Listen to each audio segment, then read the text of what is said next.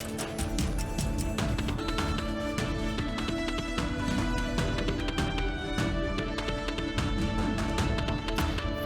focused, and fearless. Here's everything you need to know this rush hour of October 1st, Tuesday. I'm Riza Diaz. Opening today's rush with what may be or what may not be a conclusion to the rivalry between Vice President Robredo and losing candidate Bongbong Marcos. It was 3 years in the making, and now the Supreme Court is sitting as the Presidential Electoral Tribunal is expected to rule on the pilot recount spurred by the Marcos' protests. Now, if you recall, Marcos accused Robredo of electoral fraud after she beat him a little over 260,000 votes. Now, Marcos, as a result, filed the motion for a recount, particularly in 3 provinces, Camarines Sur, Iloilo, and Negros Oriental. So, what could happen today? Well, it could go in 3 ways. One is if the High Court finds no substantial proof of the electoral fraud in those 3 provinces Bongbong Marcos chose. That means the tribunal may junk his petition completely. But if it goes otherwise, then the PET would have to proceed with the recount in other contested provinces. A third scenario would be that the tribunal would decide to probe the ballots from 3 provinces in the Bangsamoro region. As a course of action, Marcos also sought to nullify votes in these Mindanao provinces due to what he says are reports of violence, threat, and coercion, which may have affected election results. And here are other headlines we're keeping our eyes on. Former Presidential Communications Assistant Secretary Mocha Uson is back in government. That's after losing her bid in Congress as a nominee for AA Kasosyo party list. Uson now returns as Deputy Executive Director of OWWA. Palace defended Uson's appointment, saying that the one-year election appointment ban under the Constitution does not apply to party list nominees. Meanwhile, OWWA Administrator Hans Kakdak is also supporting Uson's new role, noting her concern over overseas Filipino workers. Meanwhile, PNP Chief Oscar Albayalde has confirmed that all 15 of PDEA Chief Aaron Aquino security escort have been pulled out. The reason for the recall? Well, Albayalde said that's to provide additional security for the Southeast Asian Games. However, the country's top cop clarified that this is not his decision to make since the Police Regional Office 3 made the call and denied this had anything to do with Aquino telling the senators about the so-called ninja cops. Albayalde added that he's now working to give the PDEA chief at least 4 security personnel upon Aquino's request. I've heard or na-brief ako na 15 yata yung mga nandun sa kanya. Napakarami, hindi normal yon. Kasi ang normal is 2 talaga. Ang normal is 2 and that is what is allowed by the Alunan Doctrine. Yes. Kahit na nag-RD ka, kahit na ako'y nag-PNP pa, na ganun. The normal is 2.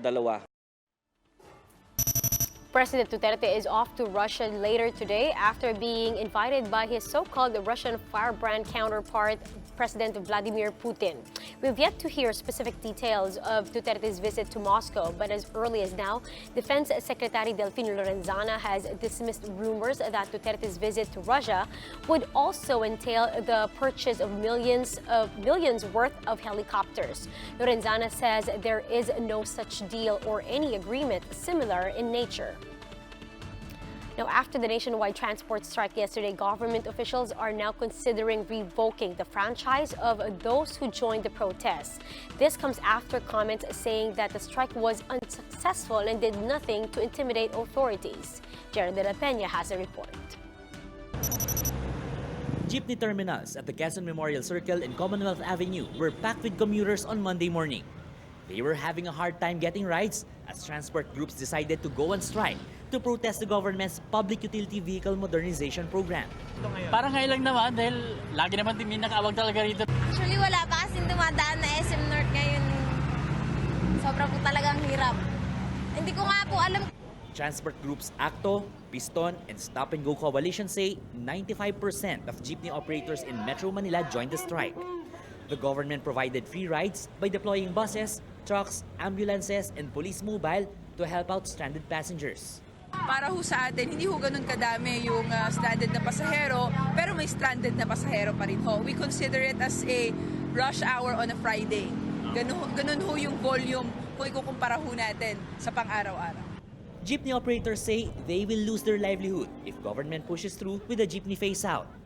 Operators also said the 80,000 peso subsidy from government is not enough as the brand new environment-friendly jeepney costs around 1.8 million pesos. Hindi po namin makita yung sinasabi nila na ito ay magsisilbi sa mga commuter sapagkat ngayon pa lamang yung ilang mga bumibiyahe na mga bago ay mas mataas na yung pamasahe. Doon sa Dihamak, mas mataas ang pamasahe doon sa mga jeep na halos umaabot na po ng 11 pesos ang kanilang minimum at umaabot po ng 2 pesos per kilometer. But a handful of drivers didn't take part in the protest. Itong ginawa nila, kinukundin ako sapagkat maraming naperwisyong mananakay, maraming naperwisyong hanap buhay itong araw na ito. The LTFRB said nothing will stop the government from pushing through with the jeepney phase-out. It's not an option for us to say, kasi may tigil pasada, hinto muna. Ay mahirap naman yun. Matagal na po nating hinihintay ito. The LTFRB also said it will revoke the franchises of jeepney operators who joined the strike, just like in 2017 when it revoked the franchise of at least 20 operators. Malacanang on Sunday said in a statement that it will not dissuade the drivers and operators to join the protest, but cautioned them to assemble peacefully. If not, the government will enforce pertinent laws and even cancel their franchises. For News 5, Gerard De La Peña, we are One News. And here are the biggest stories from the dailies. The African swine fever has reportedly made its way to Pangasinan. Philippine Star reports that President Duterte has ordered agencies led by the Agriculture Department to contain the spread of the swine disease after new cases were reported in the province.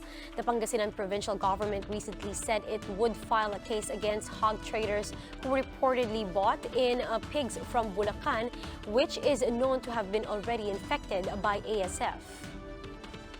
A group of Bilibid inmates has filed at the Supreme Court the first petition challenging the revised implementing rules of the GCTA law.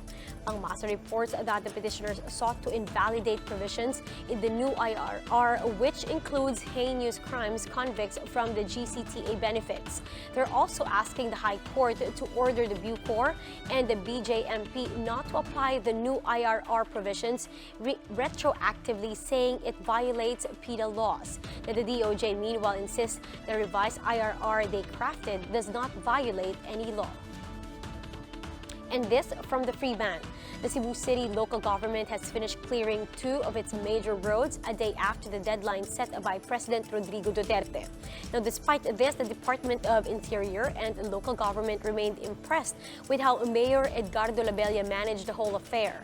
DILG Undersecretary Epimako Densing III led the inspection yesterday and commended the mayor's move to transfer the vendors to a, quote, more convenient place where they can earn a decent living.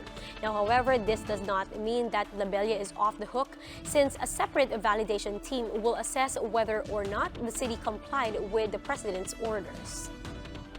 Now, over in Metro Manila, the 60-day deadline for road clearing has lapsed on Sunday, but some LGUs continue demolition work. The question now is, will the DILG fulfill its threat to file administrative cases against those with unfinished work?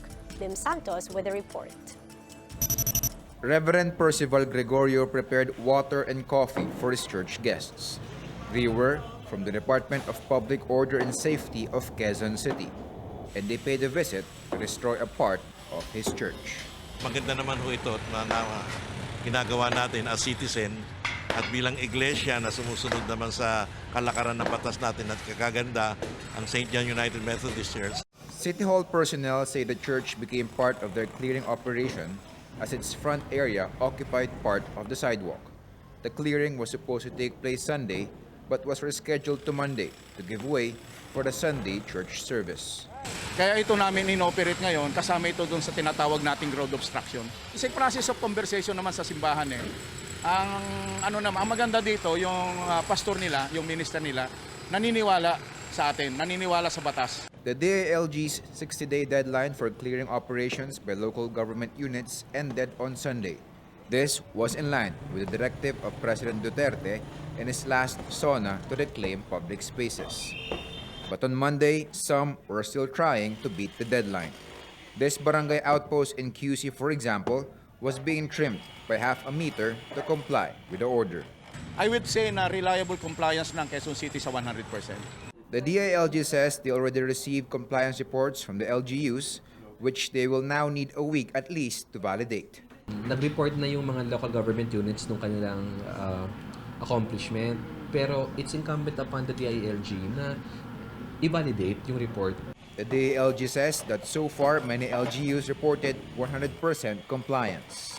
Pero initially, we are pleased with what we have seen. Mukha namang a vast majority of our local government units have acted with dispatch on the directive of the President. Although may mga nakikita pa rin kaming pangilan-ilan na mga hindi nagpakita ng galing sa compliance. After their validation, the DILG will then issue show-cause orders to LGUs with insufficient compliance. DILG says that if their explanation is still found wanting, they will forward the names of the erring LGUs to the office of the President. Bim Santos, we are One News. From clearing operations, let's talk about not-so-clear skies in today's weather. Typhoon Onyok, which we now call by its international name Mitag, was or has exited the Philippine area of responsibility. However, its trough or extension is still affecting extreme northern Luzon. Pag-asa says cloudy skies with scattered rain showers and thunderstorms will still be experienced over Batanes. Other parts of the country, on the other hand, will experience generally fair weather. Meanwhile, forecast data from Japan Meteorological Agency show another low-pressure area just crossed the PAR line this morning. It may intensify into a tropical depression within 24 hours. But for now, it's still too far to affect any part of the country. And let's fast break now to Sports Rush. Reeling from consecutive losses at the start of their 2019 PSL Invitational campaign, Photon Blue Energy launched an all-out attack against the PLDT home fiber power hitters. Photon turned out a strong start and controlled the tempo in all the sets to hike their record to a 1-2 in Pool A. Shaya Adorador, who struggled to find her form in the first two games, regained her hard-hitting ways. The UE alumna rained down 13 attacks, 9 receptions, and 6 digs. CJ Rosario and Elaine Casilag were also steady forces on offense to whip up a combined 22 points. And fresh from their stinging loss from the arch-rival Petron, F2 Logistics dumped their frustrations over Marinerang Pilipina in Game 2. Kalaymao wasn't quite in tip-top shape and kept missing her serves. Still, there was no shortage of power for the cargo movers as Aragalang, Majoy Baron, and Kiana D delivered the goods in the straight set match.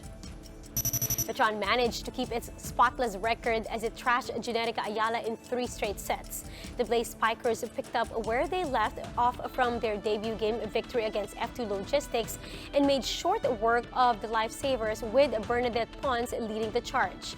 Pons' 14 tallies built on 12 kills and a couple of blocks. But the outside hitter admitted that she and the Blaze Spikers fell short last conference after getting dethroned by Signal in the semifinals.